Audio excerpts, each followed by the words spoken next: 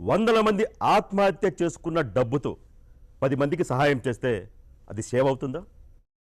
వాడంద మనలే కదూ. ఏంటి డౌటా? కొంపదీసి రోషం వచ్చి వెళ్ళిపోతావు ఏట్రా? నిజాయితీగా సంపాదించిన డబ్బుతో ఒక 10 మందికి సహాయం చేస్తే అది సేవ.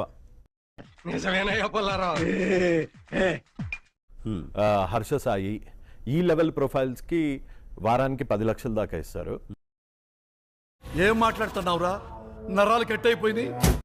ఆ సేవ చేసినట్టు యాక్ట్ చేసేదే ఇలాంటి పెద్ద పెద్ద తప్పులు చేయడానికి.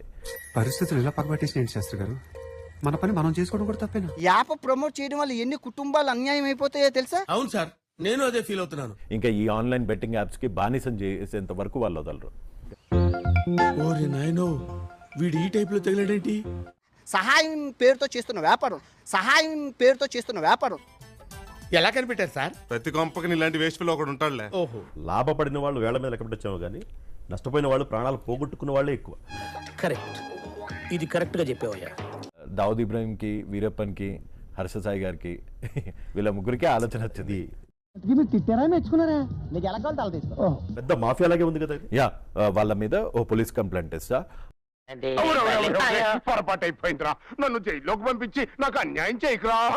పేదోడికి 10 రూపాయలు పెట్టడం ఏంటి, అది వీడియో తీయడం ఏంటి, దాన్ని 1,00,000 రూపాయలకి బిజినెస్ చేయడం అదేంటది? ఏంటిది మాకేంటిది అంటున్నాను.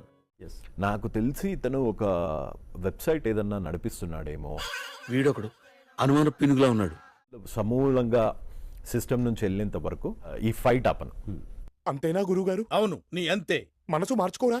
పట్టుదలొస్తే డ్రైరే మార్చుకోను, ఏదో మనసంతా. ధూమపానం, మద్యపానం ఆరోగ్యానికి హానికరం అంటారు కానీ రైట్, బెట్టింగ్ యాప్స్ ఆరోగ్యానికి హానికరం. నీవు నానార్థాలు చెప్పినా నా మనసు వాటిని నమ్ముటలేదు. ద సో కాల్డ్ ఇన్ఫ్లుయెన్సర్స్, మీరు టెలిగ్రామ్ ఛానల్స్ యూస్ చేయకండి, బెట్టింగ్ యాప్స్ ప్రమోట్ చేయకండి. రూలర్ రిక్వెస్టా? ఆర్డర్.